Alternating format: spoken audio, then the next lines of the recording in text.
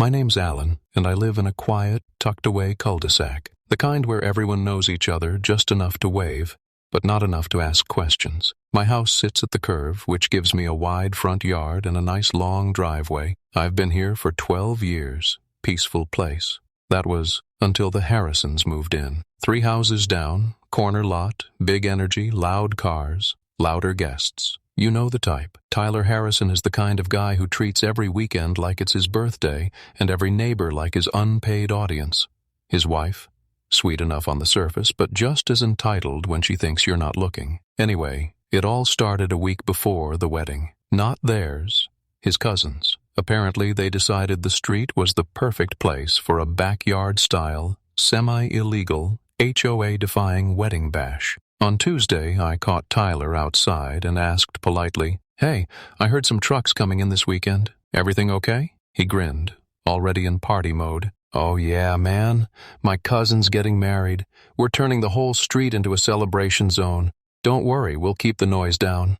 Kind of. I gave a nod. Didn't say much else. I wasn't thrilled, but I wasn't going to be that neighbor. But then, Friday afternoon came. I got home from work and couldn't even turn into my driveway. A huge delivery van, one of those white box trucks with Event Solutions plastered across the side, was parked right across my entrance. My driveway, blocked. No cones, no warning, just blocked. I waited 10 minutes, then 20. Finally, I walked over and found some guy unloading folding chairs and fake flower stands. "Hey, man," I said calmly. "You're blocking my drive." He barely looked up. "Just temporary, boss. We're setting up for the wedding." I walked straight to Tyler's house. Before I even knocked, the door swung open like he'd been waiting. "Tea for me?" "Oh, Alan. Yeah, sorry about that. They'll be done soon. You don't mind parking on the street for a day, do you?" It wasn't a question. It was a performance. He expected me to smile and say, "Sure thing, buddy." I didn't. "Actually, I do mind." He sighed like I was the problem. "It's just one day, man. Don't make it a thing." I went home, let it go, for the moment. But I made a quiet decision that night. See, most of these neighbors don't know what I do for a living. I'm a logistics planner for emergency response teams.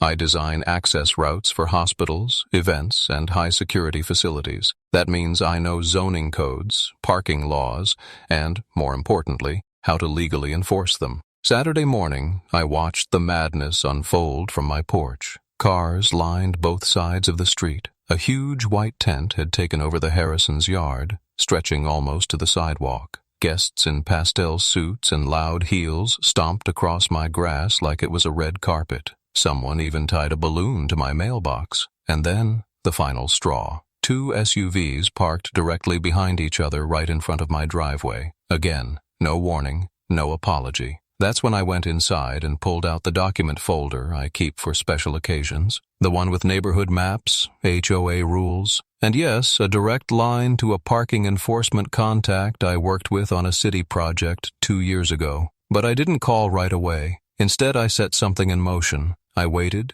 watched, and smiled. You see, I could have called to get my own access cleared, but that would have been too easy, and it wouldn't have taught Tyler anything.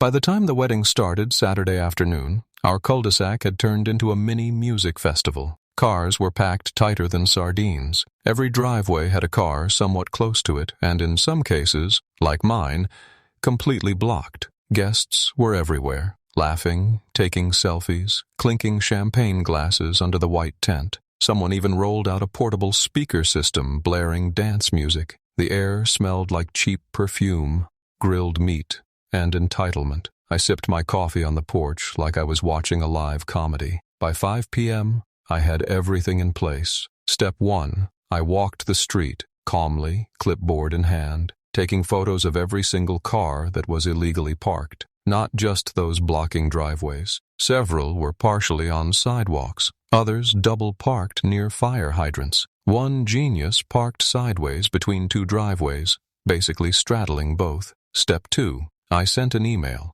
not just to parking enforcement. I CC'd the HOA board, the city code office, and the non-emergency police line. The subject line, unsafe parking, fire lane blockage, and unauthorized event in residential zone. Attached, 17 photos, clear violations, full addresses. I knew they wouldn't respond instantly. It was a Saturday after all. But I also knew something else. The real fun would start when the guests tried to leave. Around 7:30 p.m., the music got louder. I could hear glasses breaking, people shouting, "Cheers!" like they'd never been to a wedding before. Then, around 9 p.m., the rain started. Not heavy at first, just a drizzle, but enough to make people start packing up. That's when the chaos truly began. People came stumbling out of the tent, laughing and confused. But as they walked to their cars, they realized something was wrong. Nobody could get out. Cars had boxed each other in like a jigsaw puzzle made by someone drunk. One woman screamed when she realized someone had parked behind her in the middle of the cul-de-sac. It was a maze with no solution.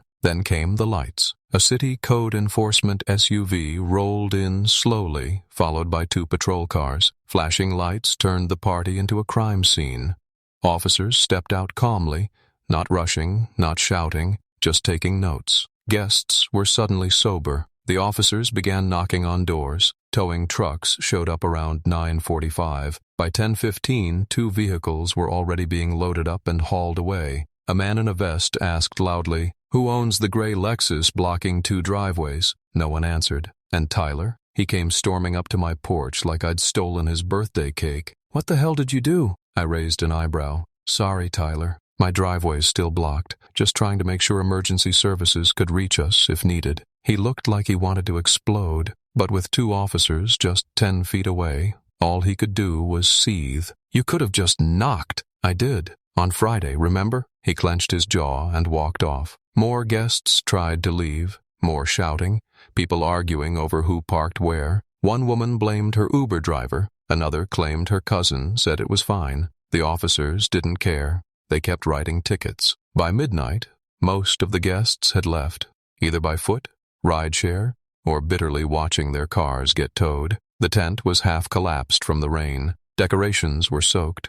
Someone had left a pair of heels on my front lawn. And the best part? Tyler got slapped with a citation for holding an unpermitted event, blocking public access, and violating multiple parking ordinances. I knew this because I saw him reading the notice under his porch light after everyone was gone. I thought watching Tyler read the citation under his porch light would be the end of it. The wedding chaos was over. Justice had been served. But the next morning, something unexpected happened. I was sipping coffee on my porch, mentally preparing to move on, when I heard shouting from across the street. Tyler's wife, the so-called bride, was yelling at him in the driveway, loud enough for the whole block to hear. She was furious about the fine, about the mess, about how all their wedding photos now had parked cars, confused neighbors, and a no parking sign that someone had smartly placed on my property in the background. Yes, that someone was me. She called him irresponsible and embarrassing.